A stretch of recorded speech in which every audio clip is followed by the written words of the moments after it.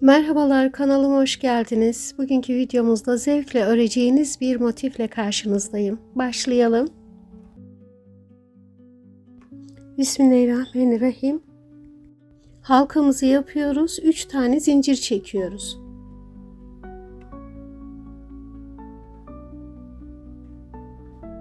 Ve halkanın içerisine 2 tane trabzan örüyoruz. Zincirle beraber 3 sayıyoruz. Devamında 3 tane zincir çekiyoruz. Yine 3 tane trabzan örüyoruz. Tekrar 3 zincir, 3 trabzan, 3 zincir, 3 trabzan şeklinde sıramızı tamamlıyoruz.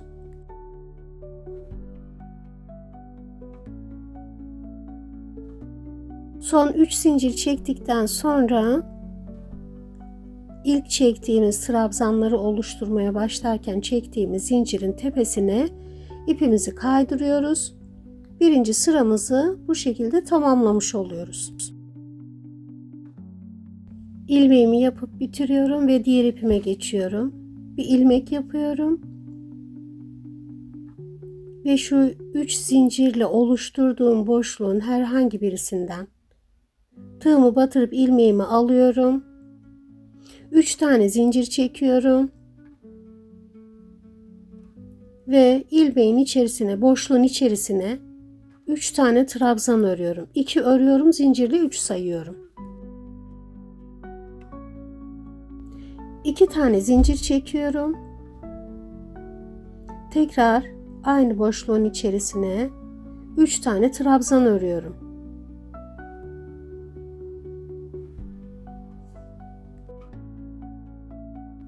Bir zincir çekiyorum, diğer boşluğu ve diğerlerini aynı şekilde dolduruyorum.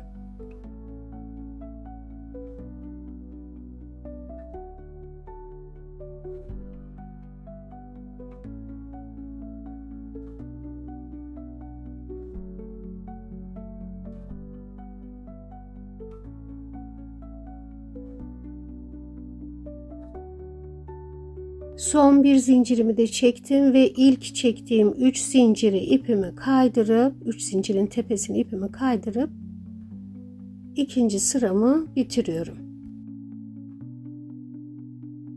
Diğer ipimi ilmek yapıyorum.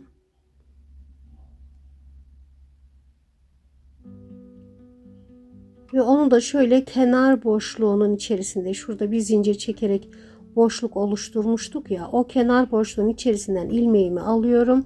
3 tane zincir çekiyorum. 2 defa dolayıp ipimi şu ilk yaptığım göbekteki o 3 trabzanın, ortadaki trabzanın altından şu şekilde ipimi alıyorum ve uzun trabzanımı örüyorum. Tekrar bir tane doluyorum ve aynı boşluğun içerisine, yukarıdaki aynı boşluğun içerisine kısa bir trabzan yapıyorum. Devamında bir zincir çekiyorum ve yine köşelerimi oluşturmaya başlayacağım. Köşeler değişmiyor. 3 trabzan, 2 zincir, 3 trabzan şeklinde.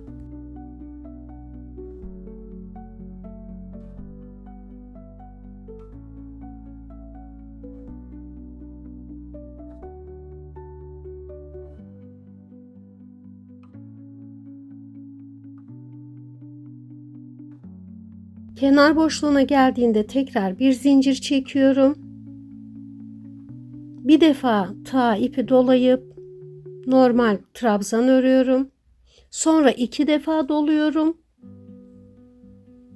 Ve o ilk yaptığım 3 trabzanın ortadaki trabzanın altından batırıp tığımı bu şekilde uzun trabzanımı örüyorum. Bir defa doluyorum. Yukarıdaki boşluğun içerisine yine bir tane trabzan örüyorum. Bir tane zincir çekiyorum ve bu şekilde köşeleri oluşturup kenarları da bu şekilde örüp devam ediyorum. 3. sıram bu şekilde. 3. sıramızı tamamladık. Son bir zincirimizi çekiyoruz ve şu ilk sıraya girişteki 3 zincirin tepesine ipimizi kaydırıp ilmeğimizi yapıp bitiriyoruz. Öteki ipimizi ilmek yapıyoruz. Ve kenar boşluğunun içerisinden, şurada oluşan kenar boşluklarının içerisinden ipimi, ilmeğimi alıyorum. 3 tane zincir çekiyorum.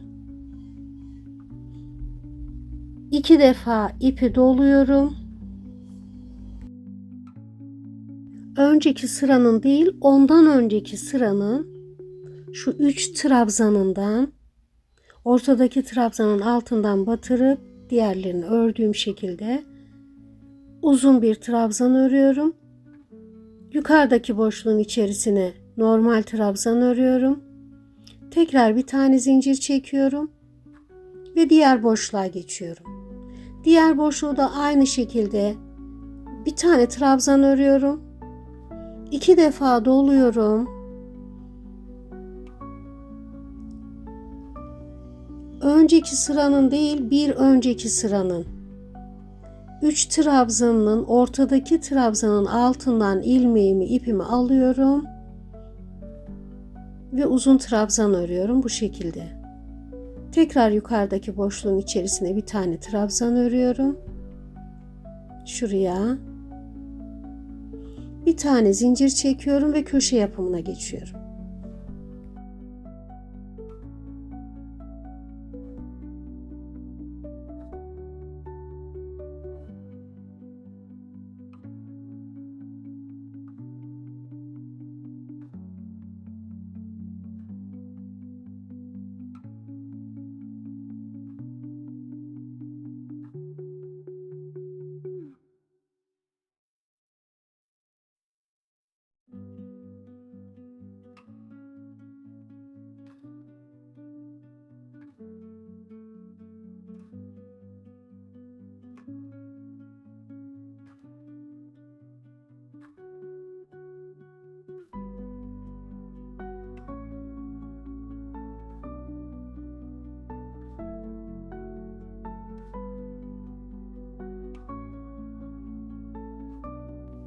Son bir zincirimi çekiyorum ve ilk çektiğim 3 zincirin tepesine ipimi kaydırıyorum ve sıramı tamamlamış oluyorum.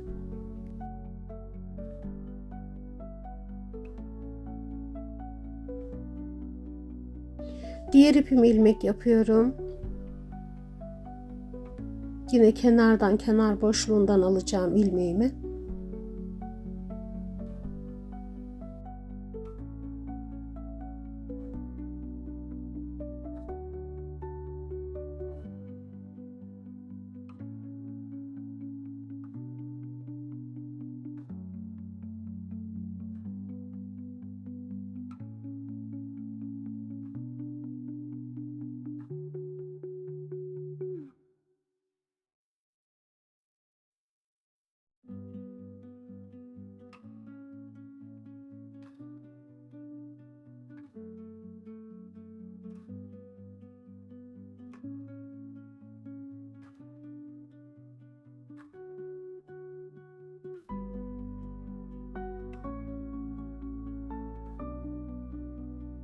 Şimdi burada bir trabzanı yaptıktan sonra 2 defa dolayıp uzun trabzanı daha önceki sırada yaptığımız o uzun trabzana bağlayarak yapıyoruz.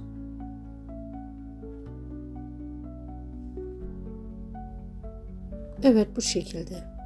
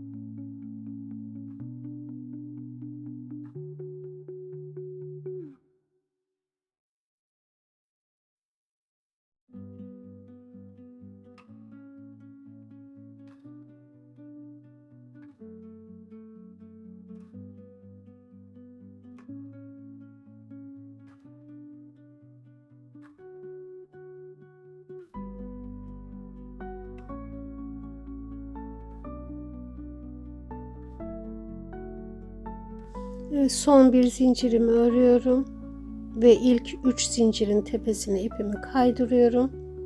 İlmek yapıp bitiriyorum.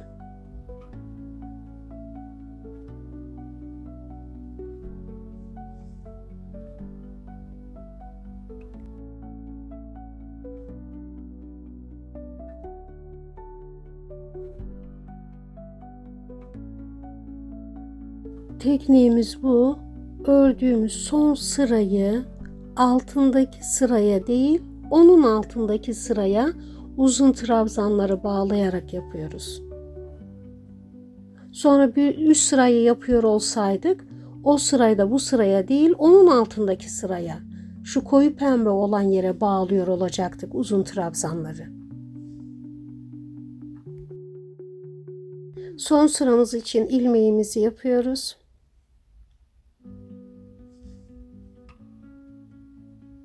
Ve bu sefer köşeden başlamak istiyorum. Köşeden ilmeğimizi alıyoruz. 3 tane zincir çekiyoruz. Köşeleri aynı örüyoruz. 2 tane trabzan öreceğim. Zincirle beraber 3 sayacağım. Sonra 2 zincir çekeceğim. Tekrar aynı yere 3 tane trabzan yapacağım.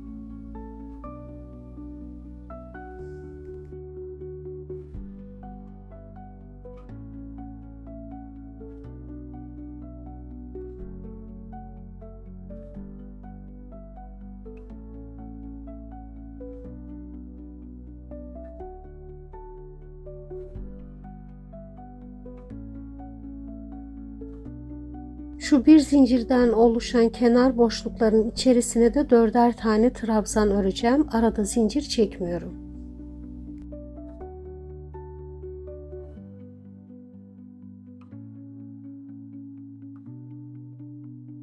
Köşeler değişmiyor. Kenardaki bir zincir çekilmiş boşlukların içerisine 4'er tane trabzan örüyoruz. Arada zincir çekmiyoruz. Bu sıramız bu şekilde. İlk yaptığımız 3 zincirin tepesine ipimizi kaydırıyoruz ve bitiriyoruz.